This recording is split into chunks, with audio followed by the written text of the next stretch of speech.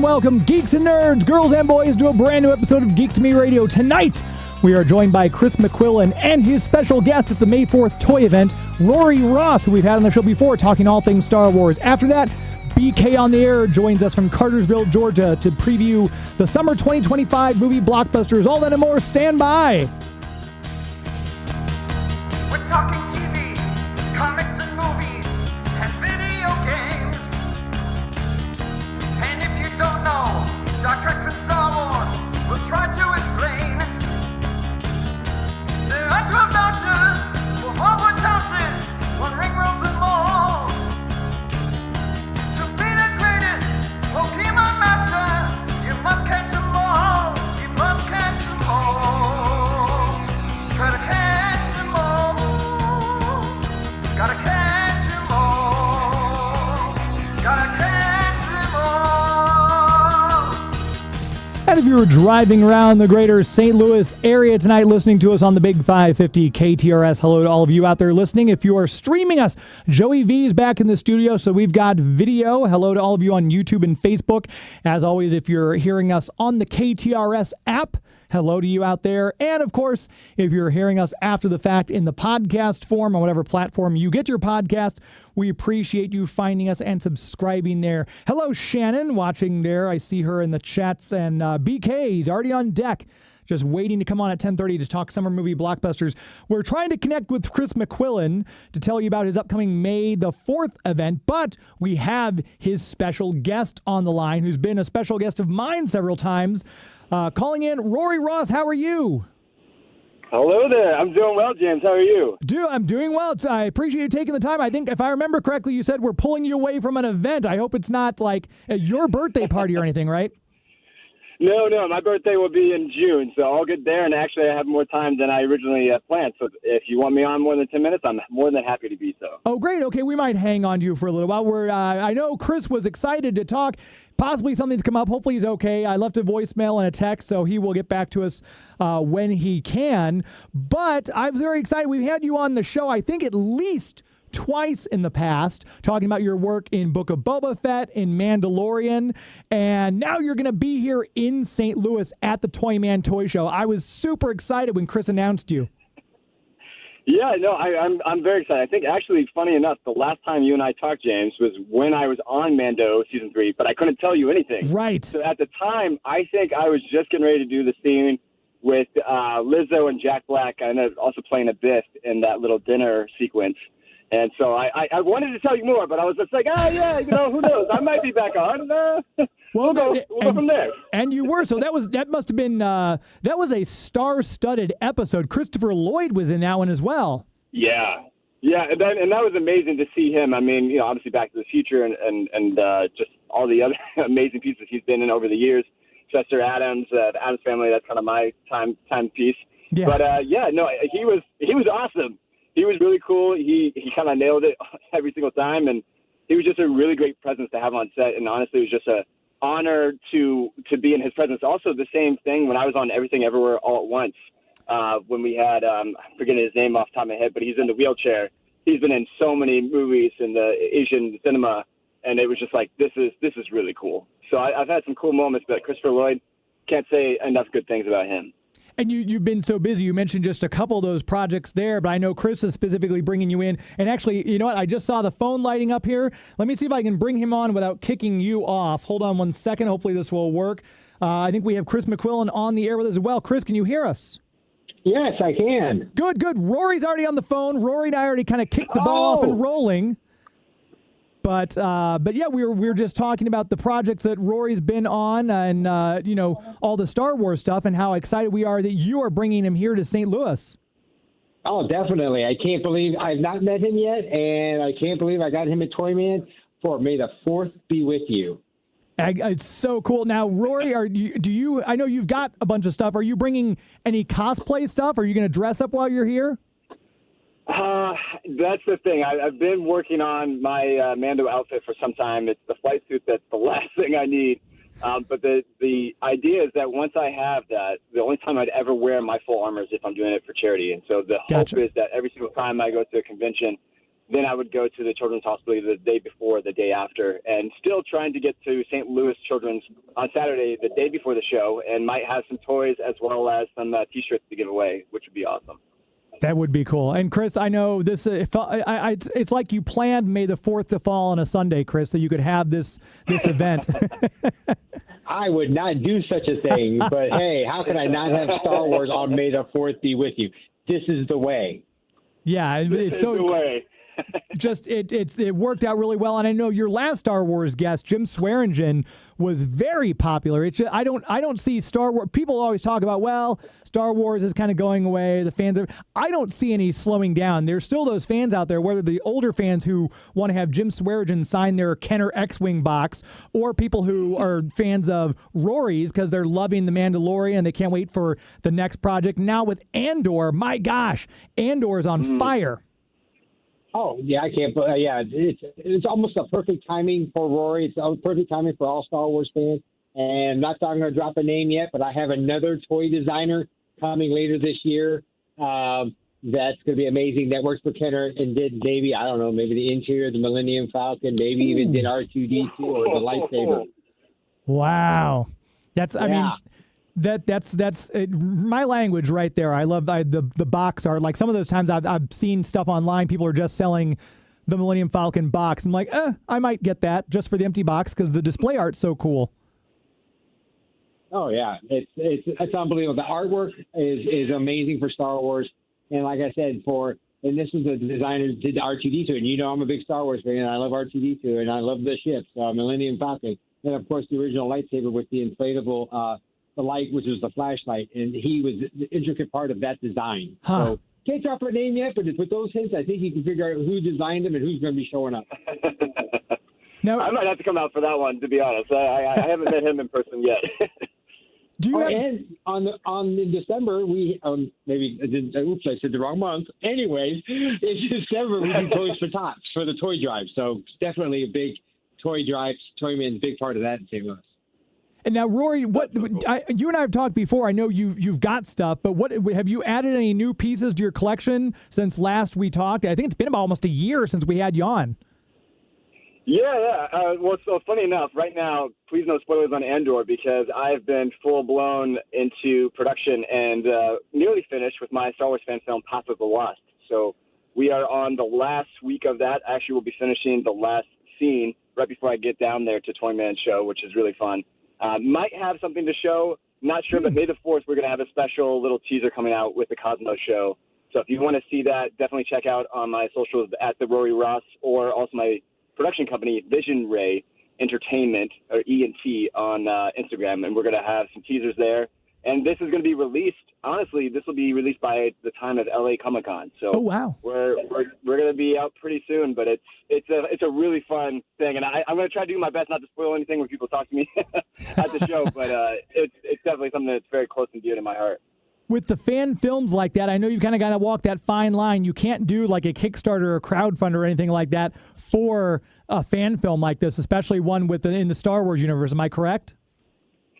It is a kind of an interesting gray line. It's basically we have to make sure that we obviously say that this is no affiliation with Disney whatsoever other than obviously the name itself, and that we're not making any money off of it. So there are some sort of fundraising things you can do. So for an example, we're doing for $500 you become an associate producer, and then for $1,000 if you donate, that actually gets you to become a 3D scan of a pod racer in our film. Ooh. So there is some leeway there, but you have to be careful and make sure that everyone knows that obviously this is something that's fan made. It's coming from our own pockets, and just something that we really love and hold dear. Chris, would you want to be a pod racer character, and if so, what would you look like? You know what? I might have to look into that. Of course, being a Star Wars fan. Who wouldn't want to be a pod racer? But yeah, it's going to be fun. So I mean, if anybody's interested, obviously feel free to DM me, and that will be that chance or that opportunity will be open until about the middle of June.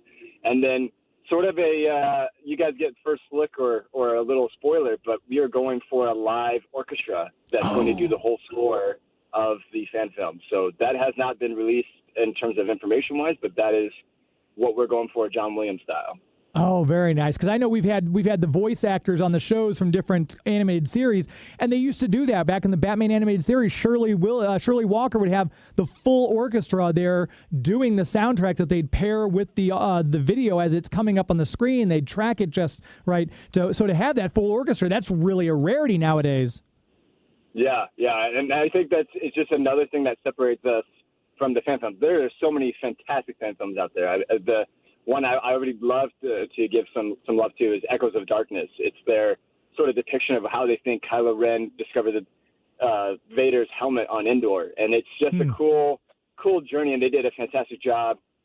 Gary for Sneaky Zebra, just amazing. They released that a few weeks ago, and I got to see the premiere of that. And it's just really cool how so many fans, they have these visions, and everyone's just kind of doing it. And there's actually some fan films here in LA that are kind of all grouping together. We're putting little Easter eggs of each other's in. So it's very cool. It's collaborative, and I just love how the Star Wars community as a whole is just so welcoming. Cross-pollinating Easter eggs. I didn't know that was a thing, but evidently that's what they're doing, which sounds great. I know I don't want people to think. I always say that this show might be the first time someone's tuned in. This might be the first time someone's heard of Toyman Toy Shows, as odd as that is to think. So, lest you think this is a Star Wars show, no, Chris. People can find all sorts of stuff at Toyman, not just Star Wars toys. Oh, yes. I mean, you literally, when you first walk in the hall, we have, hallways full of vendors. We have 140 vendors on 200 tables. But, I mean, you can walk in, and, of course, you just find Funko Pops of all the different logos and different companies. And you have Lego vendors. You have die-cast Hot Wheel vendors. You have Johnny Lightning, which is die-cast. But then you have board games. You have literally Bratz toys. You're going to have Barbie toys there. You're going to have board games. We have one vendor that's been with us for 30-plus years, 35 years, Toyman has been running, that has movie posters from some of the 40s and 50s to current, signed COA things from everything from Godfather to Walking Dead, signed COA items at the show. You're going to find the gentleman that has board games, that some of the original board games that you grew up with from the 50s and 60s at the show. You have vendors that have Star Wars. You have Harry Potter. And we're talking about stuff that you can't find in stores. You're not going to find it. They're in collector stores. But you're going to find it at Toyman. And for $5, you're going to meet Rory Ross, which is bar none going to be up and coming, and is bar none going to be a person that you can interact with. And the nice thing about Toyman, you're not getting 30 seconds with them like you would at a Comic-Con. You're going to be able to talk to them, find out in the future the things that's going on, the fan film, and be able to have more up close and personal. That's what some of the smaller shows allow you to do. Some of the bigger shows, you don't get that much time with them. It's more personal, and that's why people come to Toyman. Where big kids come to have fun, and we're big kids, and it's just there, reminisce and interact and get to talk to people face to face. If you're just now tuning in, we're talking with actor Rory Ross and Toyman Toy Show owner Chris McQuillen. May the 4th, mark it on your calendars. A week from today, you can head out to the Machinists Hall on the St. Charles Rock Road in Bridgeton at 270, and you can go just down nostalgia lane, all the things that Chris just mentioned. Plus, you get to meet Rory Ross. We were talking a little bit right before we brought Chris on, Rory, about some of the stuff you're doing, and Season 3, we didn't get to talk about that, but you mentioned that episode you got to be in with Jack Black, with Lizzo, with Christopher Lloyd. Were you pleased with how the season turns out? Do you ever look back at stuff and be like, I didn't like this as much, or I think I could have done this better? Do you have any critique? Which one of the 3 seasons has been your favorite so far of Mandalorian? Oh, well, it's a tough one there. I want to keep my job. No, it's interesting. I don't know how much I could say on this, but I think in general, most shows that I'm on, you'll end up filming more than what you see on screen. And so we had filmed quite a few different things. And in fact, in Mando, that's where I got to become the Mandalorian Covert Commander. And without going into too much, there was the night scene. And that was really fun. We did 7 nights of it. That's when Bo is making the plea for us to go back to Mandalore. And originally, the way it is we had a confrontation between the coverts and the mercs, and it was kind of to start off with the beat of the drums. So you have the covert drummers starting to do a little beat, and then you have the merc drummers. And basically it starts crescendoing where I stand up for the coverts, then it's Paz, then it's my buddy Daniel Romero who plays the Red Mando, and then you have Axe Woves and Koska. Mm. So we're all getting closer and closer into each other's faces until the very crescendo of it. We go, this is the way. And then we kind of do this little like, hey, how you doing, you know? And we were all kind of joking because it was late nights, like being like, this is the Bachelorian. Like, this is where you're going to find your Mandalorian partner. Like, so we were goofing around. And then originally I had a line where when Bo's making the plea for us to go back to Mandalore, I say, why would we go back? It's cursed. And unfortunately, they cut the line, but you still see the full-on scene of the reaction of it. But, you know, it is what it is. But I had so much fun. I was on that for, I think, 4 or 5 months. I'm in almost all the episodes except for 1 or 2 of them. And to be my own character and to have a chance to sort of build that was really cool. And then to see how it resonated with fans, not just because of the character itself, but also a lot of the Mercs and the 501st, they love seeing a Mandalorian that had the Stormtrooper pauldron. And so that was something that a lot of people have reached out to. And even though that's not I wasn't the reason why that got cleared, but to be the first one to actually wear it and to have that distinction and that honor was really cool. And so, yeah, I love talking to people. I can nerd out all day, and especially if doing something for kids, because anytime I do an appearance, 5% of that goes back to the Iowa City Children's Hospital. So that's the hospital where I came to know Star Wars when I was 6 years old. I was in the hospital for about a month, and the first day I was there, freaked out, didn't know what was going on. My mom went to the media library, and she brought Star Wars A New Hope. And it was just the thing that gave me the hope, and it's persisted throughout my life, and to have the chance to give back is amazing. And also I'm getting married on 5/25, which is the actual release date of Star Wars A New Hope in 1977. Yes, so, it is. Congratulations. That's amazing. Life. Yeah. That's very Don't cool. Tell my wife. Future wife. She doesn't know that part yet. She just thinks 5/25/25 is really cool. Oh, okay. Well, we Chris and I won't mention it. So I'll ask, since I've got you both here and we're just nerding out about Star Wars now. We'll start with Chris. Have you gotten the chance to see Andor, and what are your thoughts so far on season 2? You know what? I have not got to see it, but I am pumped to see Andor. It's been in the making. You know, they talked about it, and you don't have to even hype about it. We're all Star Wars fans. Anytime we hear a new movie, it's like our ears perk up, and we're just waiting to see it, and then see it again and again and again. And so I'm hyped to see Andor. And you know what? How can we not see it, for one, and how can you not be overhyped about it? So yeah, I can't wait till I get to see it and go from there, because it's bar none going to be what I need. It's Star Wars. You have to. Yeah. And since Chris hasn't seen it yet, if you've seen it, Rory, no spoilers. Do you have any thoughts on season 2? No, that's what I was saying. I haven't had a chance to see season 2 either, because I've been filming, so I'm also in the same boat. Well, I won't ruin anything for you. I'll say it's living up to the hype so far, because it was probably the one I enjoyed. It's tied right up there with Mando for the Star Wars series I've enjoyed the most. And season 2 so far has not disappointed. The whole thing with him stealing the TIE Interceptor, which doesn't spoil anything, because I think they gave that in the trailer. But it's so far been very tense, very rebel focused, and you're seeing this tension build as the rebellion is in its early stages. And it's if the first 3 episodes are any indication, we're in for a wild ride. Want to make sure we tell you once again, you can show up at the door. This is not something you need to get your tickets at online. Show up at the door on Sunday if you want to be the early bird. Chris, remind me, what time's the early bird start, and what's the price for Toyman early bird? 8 a.m., $15 gets you in there early. Obviously, Rory's there, and he's doing a lot of signing. The earlier, the better, to get in line to get a fresh autograph on your Star Wars items. But 8 a.m., $15 gets you in. General admission is from 9 till 2, and it's only $5. And it's worth to get in there early, because you get to go through the sweep of the floor and get all the really good stuff before anyone else has a chance to get a hold of it. And I know I promised Spike, that Lost in Space Collectibles guy, that we would talk favorably about him, which we always do when we mention Spike.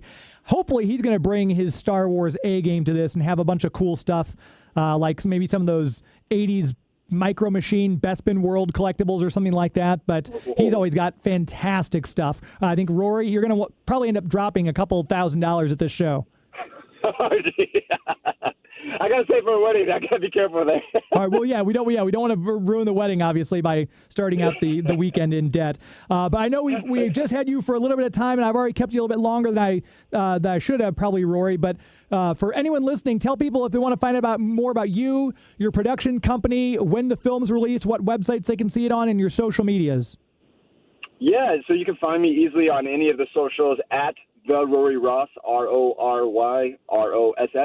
And then my production company is Vision Ray. It's VISION, Ray, REY, and then ENT. That's on Instagram. And that's where you can see all the kind of new behind the scenes. Like I said, May the 4th, we're actually going to have a teaser that's going to be released with the Cosmos Show. But if you're there at the show, I can also show you on my phone, and hopefully I don't give you too many spoilers. But I'm overly excited about this because this is my baby.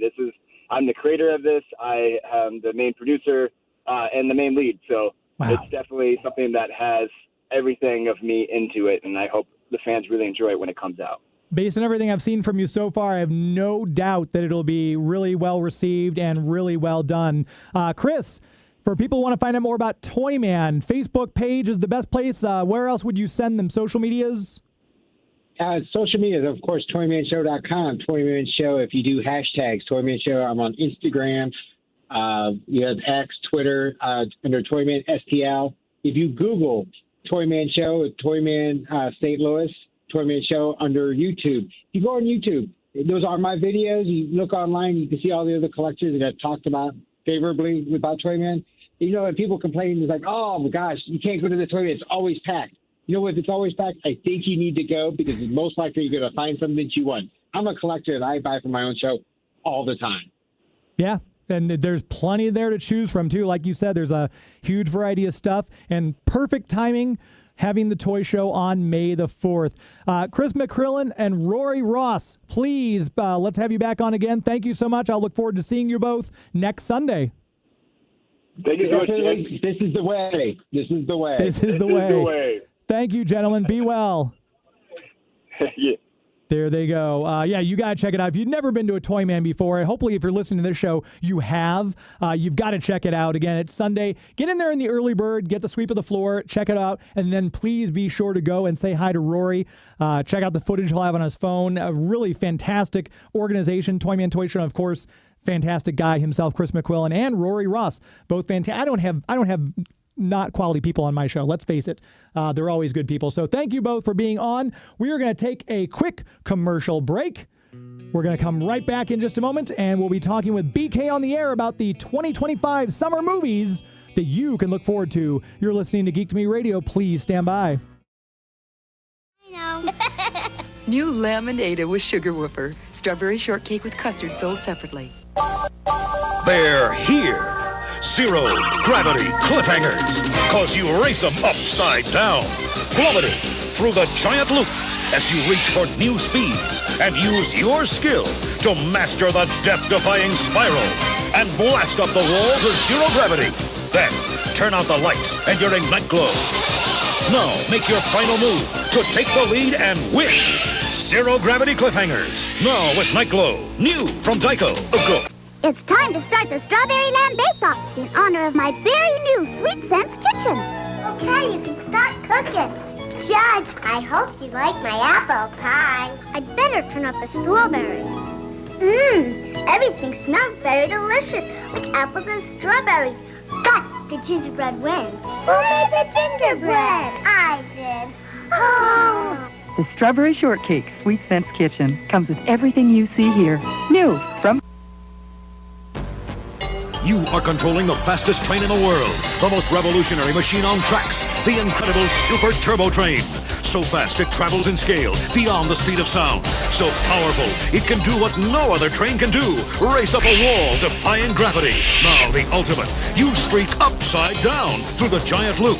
You turn out the lights and you're in night glow, streamlining the darkness. Take control of the fastest train in the world. Super Turbo Train, new from Tyco. Here's the real thing in racing thrills. Here are Tonka's new Power Punchers, pocket-sized cars.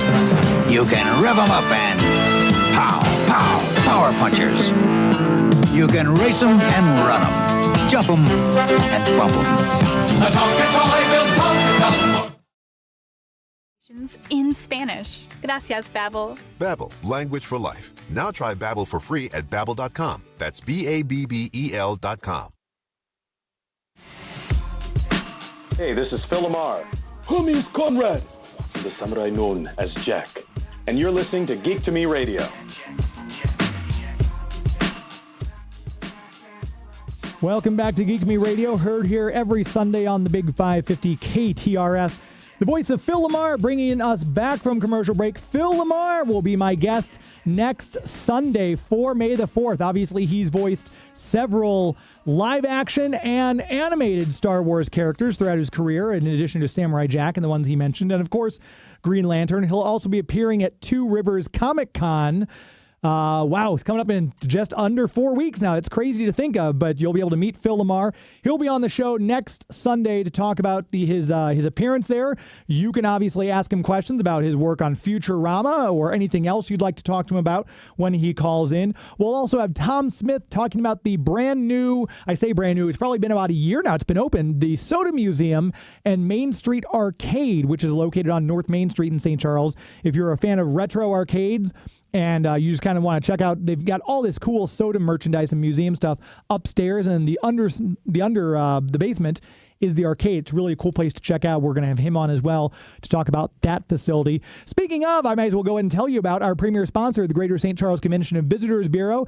You know the website, discoverstcharles.com. Great place to go hang out. We just had dinner at Bellavino.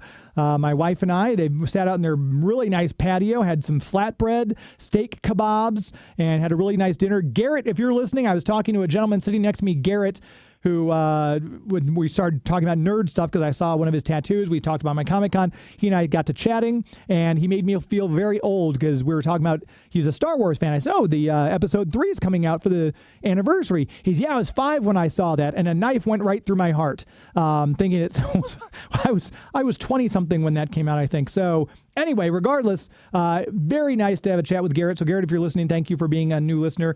But just one of those things, you go out there, everyone's so friendly in St. Charles. You walk up and down the cobblestone streets, you want to pop into Kilwin's and get some salted caramel ice cream. You want to go down to Sugar and Slice, have some macarons, maybe just sit out on the patio at Salt and Smoke and have a bourbon, whatever you like to do. All these small businesses, we popped in the bookstore there, and I picked up a brand new Star Wars novel that I can't wait to start this coming week. My wife got a novel, The Name of the Rose, which was a Sean Connery movie from the 80s, and she's going to start reading that.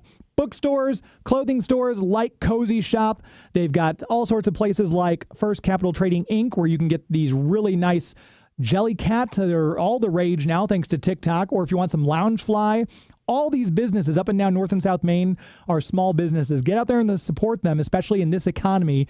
Check out the website, whether you're from Cartersville, Georgia, like our next guest, BK on the air, or if you're right here locally and just haven't been across the river in a while, start your trip there at the website, discoverstcharles.com. That's discoverstcharles.com. As we always say, it's an historically good time. Speaking of BK on the air, he was very kind and had me on his show this past Saturday.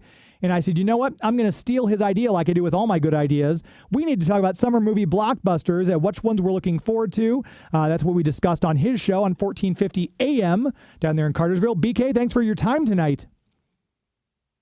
You're welcome. Always a pleasure to be on there, James. Of course. So we talked a little bit about the movies that are coming out.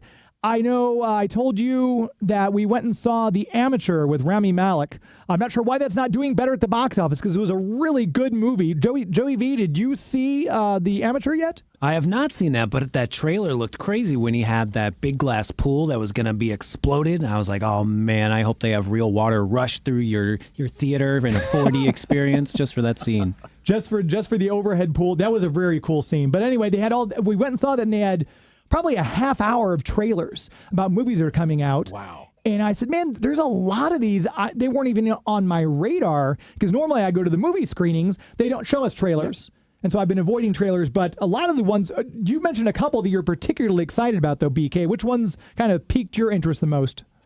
Well, you mentioned episode 3, Revenge of the Sith, earlier. I had friends take his kids to go see that yesterday in the theater for its anniversary. And they were really young when they saw it and couldn't remember it very well in the theater. So they got to see that in the theater. So that kind of kicked some things off for some people. Yeah. Which was good. Yeah, we talked about this Saturday with you, and there's a lot on the radar coming out for 2025. We always talked about how the summer blockbusters officially started with Jaws back in 1975, and we didn't know what a summer blockbuster was back then until that kicked it all off. But this year is proving to be pretty muscled up movies coming up with more comic book films being released. You got Thunderbolts releasing here next at the beginning of May, right around the corner this coming weekend, I guess. And I'm really looking forward to Thunderbolts. I really am. Yeah, you and I talked a little bit about this on your show too. So if there's people who are kind of migrating over from your show who've already heard this, I apologize. But it's not, as a comic book purist, and I know if Larry Quiggins from Bugs Comics, if you're listening, we had this conversation. I think they could have done a better job with this rather than just have the misfits. Kind of like this feels like they're for the longest time. I felt like DC was trying to catch up to Marvel in their films. This almost feels like they're copying James Gunn's Suicide Squad that came out a couple of years back. To me, I like the actors. It's nothing I have anything against this, and obviously I never root for a movie to fail, but I was hoping this would go in a different direction, but I'm still cautiously optimistic. Yeah, me too, because I know it's not the exact characters from the Thunderbolts comic book, and I never read the Thunderbolts, so I wasn't that familiar with it, and I know it's not the original ones, but I think they're trying to use the characters that everyone that has been watching the MCU is familiar with, and that's why they're using this kind of bunch of misfits, I'm sure. Yeah. And we've had Erica Zimmerman wants to know if we can talk about The Abyss, or is that too old of a movie? I think, Joey, you said you just saw The Abyss. And coincidentally, I just watched it with Erica Zimmerman. So that's wonderful that she remembers that I was going to be on the show tonight. She usually wants nothing to do with this show. Does your wife, Laura, listen to the show? She doesn't even know what I do. She thinks I leave the house on Saturday and I'm going to the casino. She doesn't know. I got the same thing. She just thinks I'm dating some guy named James for an hour and then I come back. But so you hadn't seen The Abyss before, or is this a rewatch for you? It was my first time watching The Abyss. I saw that it was just added to Hulu and Disney Plus, which made me think they'd have a pretty good transfer because there was a new 4K version that James Cameron oversaw. So I was hoping it would look better than the one that they had streaming on YouTube for a while. And when it came up, it looked beautiful. And I was happy to see it. And this James Cameron guy, I think he's going to win 2025 with Avatar 3. I think it's 3. Yeah. Fire and Ice and Water and Captain Planet, I think it's going to make an appearance. Right. Yeah, I think so. Now, I will be perfectly honest. I've not seen any of the Avatar films. It seemed like, to use a phrase that was put out there by Martin Scorsese, an amusement park ride. There were so many people hyping it that I just like, if everyone, not to be a contrarian, but I was just like, no thanks. Have you seen any of the Avatar films, BK, and what are your thoughts? I saw about half of the first one, and there was something about it I just couldn't get to it. I got distracted or something. That was proof that it didn't hold my interest. It was a beautifully shot movie, and it has great effects. But I guess if you take Pocahontas and mix it with Dances with Wolves, that's what you got with the story. And I love James Cameron. He's a great director, and I like The Abyss, but I prefer the director's cut of The Abyss, where they added a little more to the end with the tidal wave and the aliens about to destroy everybody. It made more sense to me. But yeah, not a big Avatar fan. Okay. Well, is that Avatar movie on your radar, Joey V? Only in the theater, though. I've never rewatched these movies, but it's the best 3D that's ever been done in the history of movies. So just for the theme park thing that you're talking about, I mean, you got to see it in the theater. Yeah, there's been a couple movies like that I think are made specifically for the theater. And BK, our friend Chance Bartel, says always nice to see BK on the show, especially when the topic is blockbuster summer movies. So hello, Chance. Right. Hey, Chance. Down there in Atlanta. And we have now, James, SJ's MyFlock. Hello from Southern California. SJ MyFlock. Hello to you. I was wondering if you just spoil Thunderbolts for me before I even see it. What does the asterisk at the end stand for? I don't entirely know why that's there. I'm not sure, other than it's not the Thunderbolts from the comics. If that's like the little disclaimer that's below the thing, I don't know. Because for those, gather around your radio, kids, and Uncle James will tell you about the original Thunderbolts. It was this back in the 90s. I'll give you the Cliff Notes version. The original Avengers and the Fantastic Four got sucked through into an alternate dimension by Professor Xavier, who'd gone completely insane, and this new team of heroes shows up out of nowhere. And wow, they've taken the place of the Avengers. The big reveal at the end of the first issue, when they pull off their masks, is they're all actually villains. So it's Baron Zemo, it's Screamy Mimi, it's the Beetle, it's Goliath. All these bad guys who had been Avengers enemies, masters of evil, are now masquerading as the good guys. Oh my gosh, how's this going to go down? What's going to happen? So that was the cool thing and the hook about the comic book.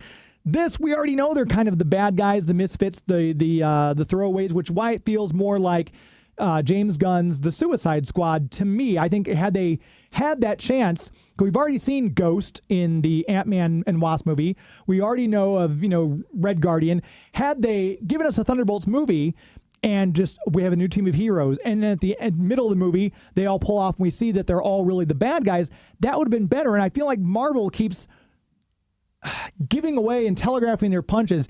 We knew Red Hulk was going to be in this Captain America movie from the jump. Had they saved that, and you didn't get that reveal until you're in the theaters, just like that moment when Cap gets Thor's hammer in Endgame, the crowd would have gone nuts. Yeah.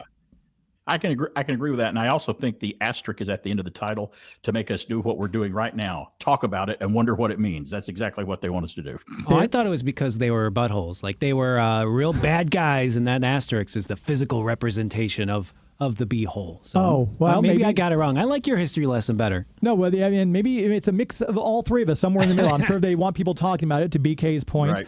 But I know it's staying in the comic book vein for just a moment. We talked a little bit on your show about the Fantastic Four and Superman. Superman comes out first on July 14th, and I'm cautiously optimistic. I think the problem, from my point of view, they're throwing in way too many characters, and this is something that Warner Brothers and DC Comics movies in general have done since the second Joel Schumacher took over as head of the Batman movies. They just pack way too many characters in one movie. Do you have any idea or thoughts on that, BK? I might agree with you too, except I think in this movie we're not going to get an origin story from Superman. We're going to go jump in right from the get-go, and he's already been on Earth, and we may find out some things as we go along. So the action and stuff is probably going to start right up. This is my most anticipated movie of the year, is James Gunn's Superman, because I've been pretty skeptical and critical of how Superman's been dealt with since Richard Donner did it in 1978. Mm-hmm. Zack Snyder is a fine director and a fine filmmaker, but I think that they tried to make Superman a little too dark. I mean, even the movie Man of Steel was filmed like with very muted colors. Yeah. When you watch it, it might as well be in black and white, in my opinion. But I think that James Gunn, my confidence in him is I think he understands the material kind of like Sam Raimi understood the first Spider-Man film, because he loved Spider-Man and he knew exactly what he was doing. So that's my hope. I know that it's got a local connection here in the Atlanta, Georgia area. They filmed a lot of it here in Atlanta and some of it up in Cleveland. And in fact, the Smallville Kent farm is right about 20 miles from our broadcast studio in Cartersville down in Smyrna, Georgia, is where the Smallville house is down there. So looking forward to that. And I've liked every trailer. I've liked every scene. I'm glad Crypto's in it. Everything I've seen about it, I love. I don't know what the vitriol and the hate's going on that's online right now. People going, the costume looks stupid. I don't like this. I don't like that. Just wait till it comes out. We got to see it first. And I'm very much looking forward to it. And we mentioned this briefly on your show. I feel like a lot of the hate and vitriol is coming from the people who are just Zack Snyder acolytes. They don't have any interest in anyone else touching these properties except for Zack Snyder. And I feel like that's unfair. You're not really a Superman fan. You're not really a comic book fan if you're just wanting to see more of Zack Snyder. If you really were a comic book fan or a Superman fan, you'd want this movie to succeed. Kind of like they boycotted Justice League in the theaters because Zack Snyder was pulled from the project and Joss Whedon took over. You're not really a fan, then you're just an acolyte, which kind of bugs me. I think that it's I think that it needs to be given a chance, and let's see what happens when it comes out. That's the one you're going to have to talk me down off the roof. If it doesn't do well, I'm going to have to be talked down off the roof along with James Gunn, because he's got a lot riding on this. Yeah. Joey V, your thoughts, anticipation level for Superman? I trust James Gunn. I mean, it's incredible that he's been able to switch back and forth between Marvel and DC and bring that same formula to great success. I love Guardians of the Galaxy, and I love the Suicide Squad equally. Mm-hmm. So I have nothing but high hopes for him. And the little dog, too. And who doesn't like a little dog? Right. We've got some more to talk about. Tell you what, let me take another quick commercial break. We'll come back in just a moment. We'll talk more. If you have a movie that you're looking forward to this summer, leave it in the text, in the chats. You can do this on the KTRS text lines at 84126, or you can pop it right there in the chats on YouTube or Facebook. I'm trying very hard to keep an eye on those, so let us know your most anticipated summer of 2025 movie. You're listening to Geek to Me Radio on the Big 550 KTRS. Please. I have Tonka trucks like Mudrunner, Roving Wrecker, and Jeep CJ, each sold separately. Trucks so rugged, so powerful, you know they're Tonkas. Someday you'll be driving one of these. Till then, keep driving those Tonkas. Why don't you drive? Drive a Tonka! Mudrunner, Jeep CJ, and Roving Wrecker come with everything shown here, each sold separately from Tonka. Come with me to a place you'll be glad that you did. With so much more, oh what a store where Toys R Us kids. It's a magical land, somewhere else would you go? When everything's at Toys R Us and prices are low. If it's new and hot, it's a toy they've got. and the prices are hard to beat. Oh, neat. You can search the whole world for Toys R Us kids know. It's the one and only place to go. More games, more toys, oh, fun! It's the world's biggest toy store. Now you can imagine all the power in the universe. The Masters of the Universe collection. 23 pieces, each sold separately. There's He-Man and these heroic action figures. Skeletor and the Warriors of Evil, and 4 fighting creatures. Castle Grayskull, Point Dread, and the Talonfighter. You put them together. And battle machines like the Attack Track, batteries not included. What would you do with all the power in the universe? He-Man, Skeletor, and all other items from the Masters of the Universe collection, each sold separately. From Mattel. So the girl filled her cart in the Toys R Us store. And when that cart was filled with toys, she filled up 15 more. Get Mattel's Feeling Fun Barbie with neat denim outfit at a great everyday low price. And Barbie's Ice Cream Shop from Mattel is the coolest place in town. The ice cream cart lets your child make real ice cream. Another great buy at Toys R Us. Love growing up with my Toys R Us kid. Toys R Us. You'll never outgrow it. There's the Autobot Defense Base! But where are the Autobots? Who cares? Decepticons are gone! Oh, no!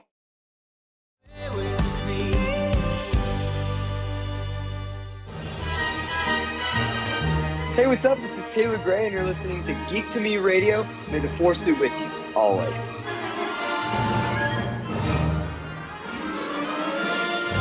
May the 4th be with you, I think is what Taylor Gray meant to say there.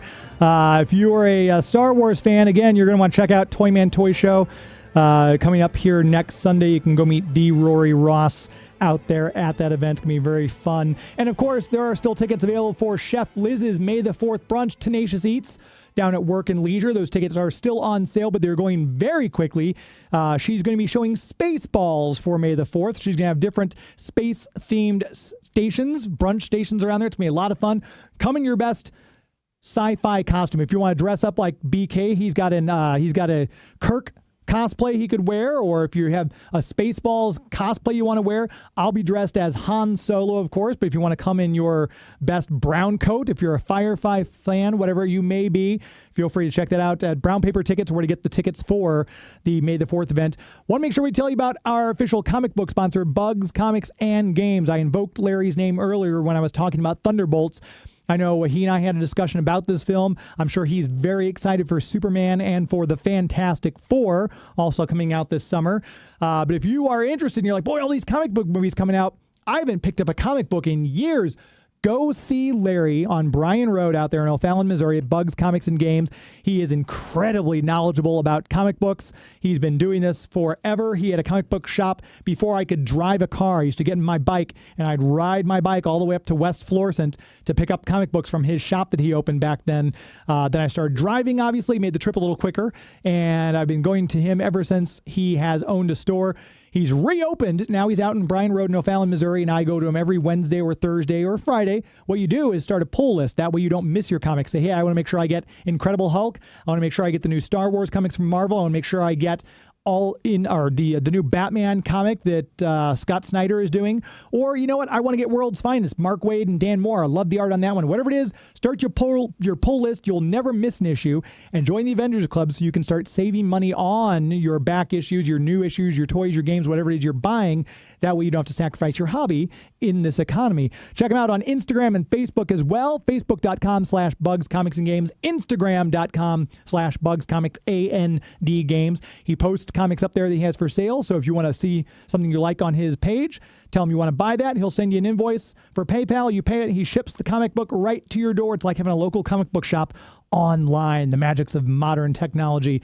Bugs Comics and Games, very proud to have them as the official comic book sponsor here on Geek to Me Radio. Talking with BK on the air out of Cartersville, Georgia, 1450 a.m. You can catch him every Saturday. The Eastern to Central time always mixes me up, BK. Tell everyone again what time? It's 10 a.m. till noon Eastern. So, yeah, that's the Eastern zone that we're in. 10 a.m. till noon, WBHFradio.org, or you can download our app and use it that way, or use the TuneIn or the Radio Garden app to listen to me. So many ways to listen. How I catch it usually is on the TuneIn app. I know we're talking summer blockbuster movies, not necessarily blockbusters per se, but we were chatting a little bit on off air, I should say, and Joey V mentioned one. Wes Anderson movies, they've grown on me over the years. I've seen some that I love. Some were like, Grand Budapest Hotel being my absolute favorite, but he's got a new one coming out, and we were talking about that one a little bit, Joey V, before we went on air. Yeah. Sorry, your mic's on. There we go. Phoenician Scheme comes out May 30th, and it's got, the classic Wes Anderson symmetry and pastels and a great cast of characters. This one looks like it's being led by Benicio del Toro and Michael Cera, but I buy a ticket sight unseen for any Wes Anderson movie. I like that it's not an anthology like The French Dispatch, so it'll just be a full story all the way through. So that's what I'm looking for. Phoenician Scheme, May 30th. And Scarlett Johansson, I recognize her from Asteroid City. This is not his usual cast of characters. Like he normally has Tilda Swinton in it, or he'll have, different actors who he uses regularly. This one I only recognize Benicio del Toro and Scarlett Johansson from his previous movies. Yeah, I mean, I know everyone in general will be people that you will recognize. I think he started using Tom Hanks with Asteroid City, so he'll be back. Bryan Cranston, I think he also joined the crew around Asteroid City. Richard Ayoade, Jeffrey Wright, yeah. Oh, Jeffrey Wright was in French Dispatch as well. That's right. Exactly. Benedict Cumberbatch. I mean, Wes Anderson just won his first Oscar, but it was for a short film, and he did that with Benedict Cumberbatch. What was it, like The Life and Times of Henry Chigurh or something like that? That sounds familiar. I didn't see it, unfortunately, though. But of course, William Dafoe, Bill Murray. He's always got 50 people that you recognize. F. Murray Abraham. Right. Yeah. Now, are you a big Wes Anderson fan, BK? Not so much, and it's only because I'm not that familiar with his work. He's the one newer director that's came along that I have not caught up on. Did he direct The Life Aquatic? Yeah, with Steve Zahn and Bill Murray. I think that's the only film I've seen by him, and it was goofy. It was pretty goofy, and he reminds me of if Stanley Kubrick had taken a maybe more of a comedic turn or a goofy turn in film. Yeah, he reminds me of a Stanley Kubrick in a certain way, making movies. Yeah, I could see, and I'm always hesitant to recommend a certain Wes Anderson movie because I feel like I went and saw French Dispatch. Loved the movie, except for the part with Timothée Chalamet, which I was like, that could have. But my wife, I said, you got to come see this movie. It's probably one of my favorite Wes Anderson movies, and she hated it. So I didn't want to recommend something and then have someone be like, oh, that was awful. Why'd you recommend that? But I'd say the Grand Budapest Hotel is really well received by most people. Yeah, Don't you hate it when that happens when you love a movie and you recommend it to somebody and they hate it? You feel like you let them down or something. Yeah. Yeah, exactly. Yeah. Do you like that one, Joey V, Grand Budapest Hotel? I love Grand Budapest. I just rewatched it about a month ago, and yeah, I think Ralph Fiennes should have been nominated for that performance. It was wonderful. To twist it over to horror, I know What You Did Last Summer. They've got that kind of I don't know if it's a reboot or if it's just a continuation but that's kind of bringing that one back. And there was another late 90s film that I saw they're coming out with. I'm like, oh, what year is it exactly? Because they're kind of dipping back into the well with some of these 90s titles too. But I think we're kind of coming full circle. BK, what you were saying, Jaws was a horror movie, started out the whole blockbuster season. Now we've got this I Know What You Did Last Summer movie coming back. Yeah, and that's a genre that's been kind of, at least to me, has been pretty dead for many, many years. The true horror movie, I haven't seen a good one that I could recommend to anybody in years because I have a certain criteria when I see a horror movie, and these newer films just aren't doing it for me, and they haven't for a long time. So maybe it's due for a comeback, some good horror movies. I really liked James Wan's The Conjuring. That's probably, for my money, the best horror movie I've seen in the past 15 years. It's really, really good, very solid. And someone recommended the Babadook to me to watch that with Toni Collette, and I watched it, and I found myself just not being very scared by it watching it. So I guess it just varies from person to person of what makes a good horror movie, I think. Yeah, Joey V, what makes a good horror movie? Well, of course, you got to have good kills, and then you have to care about the people. And so I think, yes, there's going to be another Final Destination where we won't care about the characters at all, but the kills will probably be good. But I think the one we'll be most excited about as a sequel is 28 Years Later, because, the zombie story in that one was so well done. I think that was one of the first times where people thought, oh, zombies can run as well. So, I know this is supposed to be another trilogy, but they've only got 28 Years Later figured out right now. And so that one is coming out on June 20th with the director Danny Boyle returning as well. Now, there was a trilogy, because I only remember 28 Days and 28 Weeks. This next iteration right here is set to be a trilogy. Okay. So they've got the first two, of course, but then there's already 3 more planned right now. Oh, I see. Okay. So I think they're still looking for funding for the next 2, but Danny Boyle is on board and everything is figured out. They're just looking for the funding for the next 2. And James, I'll interject here that Universal came out with a movie. I think it was last year, year before last. I can't remember. It was a take on Dracula from Nosferatu, one chapter out of the book. It was called The Last Voyage of the Demeter. Yeah. And I actually found the movie to be very scary, very well done. I loved how they did it. Didn't do well in the theater, though, because they brought it out during Thanksgiving instead of October. I don't know why they did that. But I really enjoyed that one. So that was really probably the last good horror movie I saw. Yeah, that was the same with Disney's Haunted Mansion that they just did. That had Danny DeVito in it. They released it in July. I'm like, well, of course it's not going to do well. Why wouldn't you release this in October? Why do you do that? Yeah. I mean, I know they release horror movies at different times of the year. They can't just save them all for October. But it seems like certain ones, it's like, that seems like a no-brainer to me. But I did really enjoy. We actually had David Dasmelchian on to talk about Last Voyage of the Demeter, which I thought was a really good movie until the end, because it kind of spoiled it to have someone live on the ship. It's like, no, the whole point is it comes into port and everyone's dead. And that guy who lived never figured into Dracula's lore. So that was my little sticking point about the movie. Other than that, I really enjoyed it. Well, there are some other big blockbusters. Well, we keep calling them blockbusters. They're not blockbusters yet. We think they might be. So, yeah, Fantastic Four. There's another one that I've been waiting for a long time. I waited a long time for Captain America, the First Avenger, to come out, for a good Captain America origin film. So, again, wishful thinking. The trailer looks great, looks very clean, looks awesome. The costumes they've chosen are great, and how it's going to tie into the Marvel universe. We'll see how they tie that in, because I think it takes place on another Earth, I think, and another seems like it, or another dimension or whatever. Multiverse, I'm sorry. And I'm looking forward to that one too. I enjoy the casting. I'm with James on I think Pedro Pascal is overused here recently, but if he knocks it out of the park and does a good job as Reed Richards, then I'll be happy. Yeah, I've learned my lesson about being too precious about casting with, people said, oh, Michael Keaton, Mr. Mom's going to be Batman. Same thing with Daniel Craig. We're going to have a blonde James Bond, really? So I usually try to hold off judgment until after, but I do think he's a little overused right now. And I feel like he doesn't ooze Reed Richards like John Krasinski did in the last Doctor Strange movie.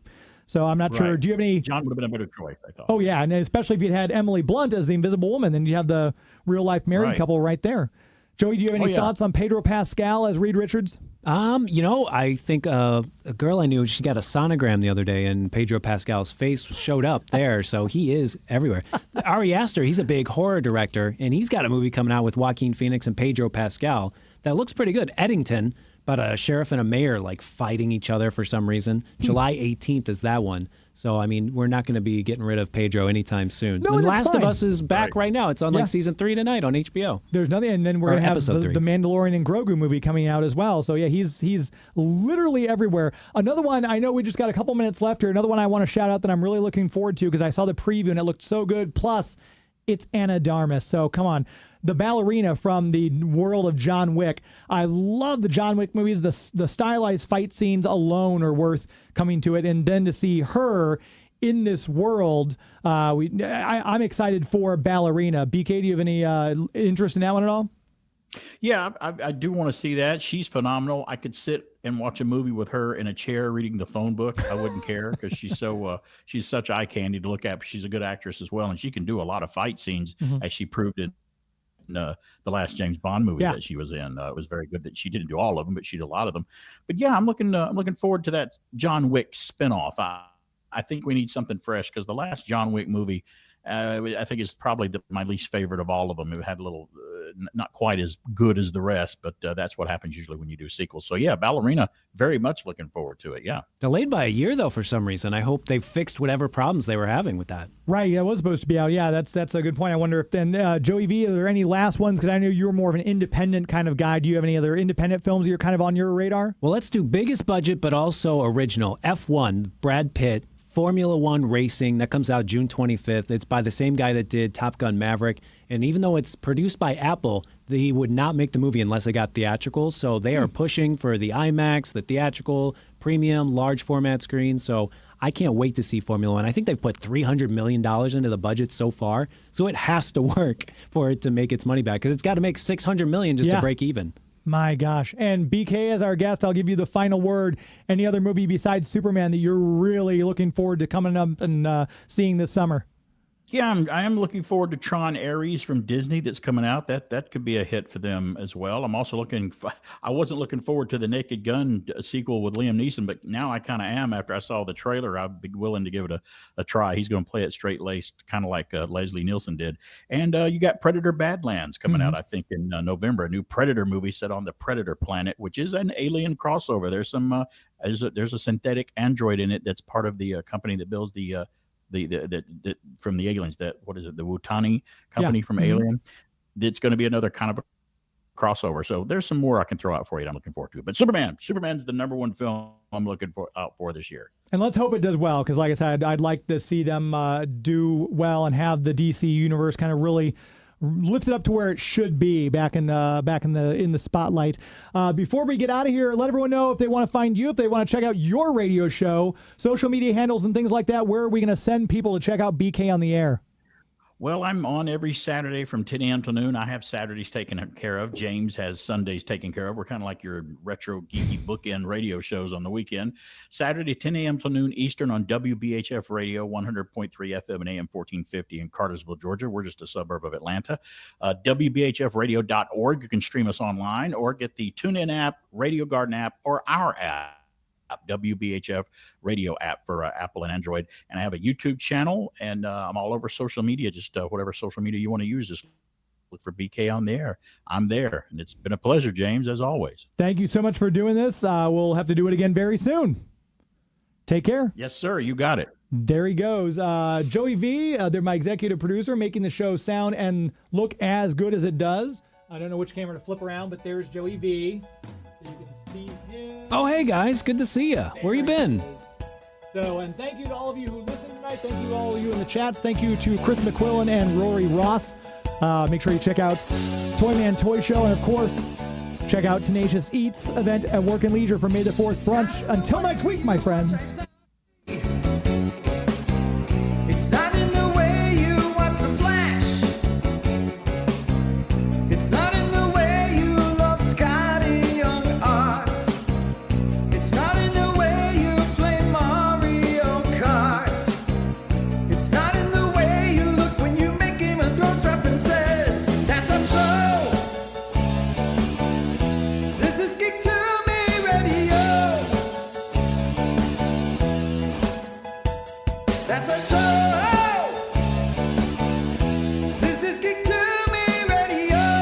Thank you, Bespin. Good night.